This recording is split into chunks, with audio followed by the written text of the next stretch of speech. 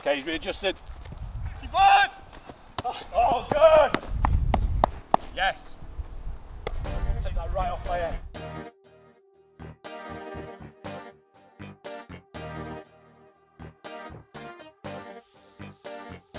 My name's Sam Meek and I'm the lead academy goalkeeping coach at Aston Villa. So I've only been at the club for a short amount of time, but the aims and the goal is to obviously produce goalkeepers for the first team, and that has to be filtered down right from the first team goalkeeping coach through me, and then our programme at the academy has to replicate what we want to churn out at the end as a first team goalkeeper. So we make sure we defend this area because we want to force that cutback to go into here where there should be crowded bodies and dealing with this. So look how he stands up as long as he can and deals with that one, right? The main two things we're looking at this morning is going to be your assessment of when I can go and claim it, if I'm going to come and claim it, yeah, and how quick your footwork's going to be. I'd like to think our relationship is a very positive one.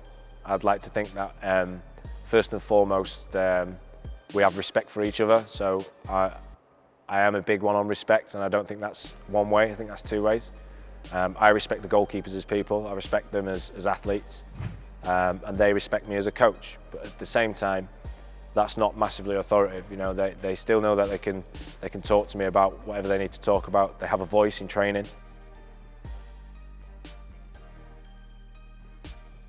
You can either hit it straight at their feet or you aim for the mannequin. So you've got to try and stay up on your feet as long as possible. When you're recovering back in, you've got to recover back in on that deep line there, not coming too high. Take this one, then we're looking for that front foot, thinking to affect that one. Okay?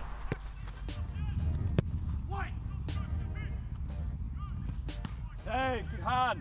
Maybe he's probably quite different to me to other goalkeeping coaches. Is probably my sessions are probably a little bit more reality based. They're a little bit more random. They're a little bit more out there a little bit, but trying to relate things to things that may happen in the game. So that comes from the analysis of the opposition we're going to face, the main threat that they give us, and trying to design sessions around that, trying to design sessions around the goalkeeper's needs. We use a lot of sports code. I use a lot of sports code to analyse the opposition, to analyse our own performance with the goalkeepers as well, and that helps me with our feedback tools and helps me feedback to the goalkeepers and give them really specific information and give them relevant information that matters.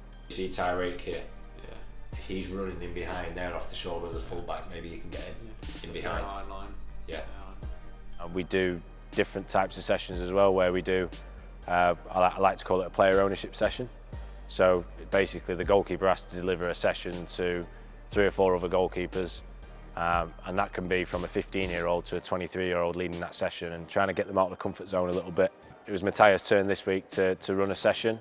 He designed his session like probably a coach would do. 5 minutes before he went out, I told him he's got one less goalkeeper, and I wanted to see how he reacted to that.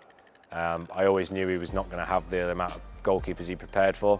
The main things I'm looking for is, can he adapt? You know, can he have that 5-10 minute pressure to change his session if he needs to change it? And you know, this is quite relevant to a game because we may have team tactics in a game that we want to follow. 5 minutes in, it's not working. How does he react to that? Does he crumble under the pressure, or does he kick into action? And you know, can he think on the spot and work things to his advantage?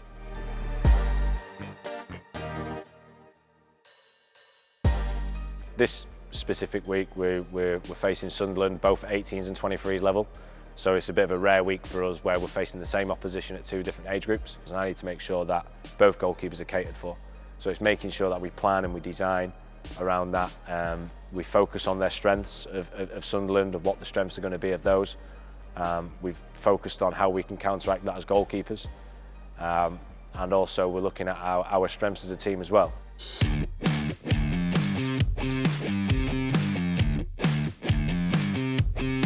Matty done very well.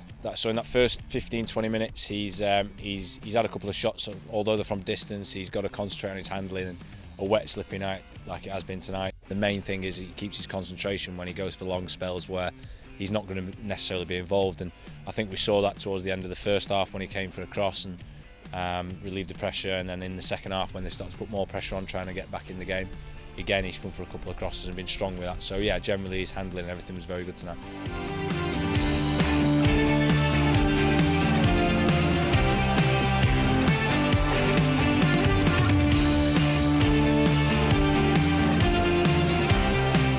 We had enough really good chances. We hit the post twice. Keepers made 2 or 3 one-on-one saves.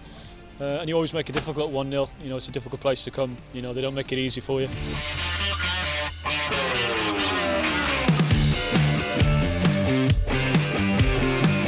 We went to Southampton away and got a clean sheet there, and to come here as well and get another one, it's pleasing because it always keeps us in the game. We know we've got players higher up the pitch who can create and score goals, so defenders know the job. I thought they did it very, very well. I thought we played well. We were solid at the back. It was a tough game. We knew they'd come out and be tough, but yeah, I thought we dealt with it well at the back. The defence has been quite solid for the last few games. Just trying to help the team out, make as many saves as I can, and all credit to the players in front of me as well, not just the defence, the midfielders and the people up front. I think I've done pretty well the last few games, and hopefully can help the team out and get us where we need to be.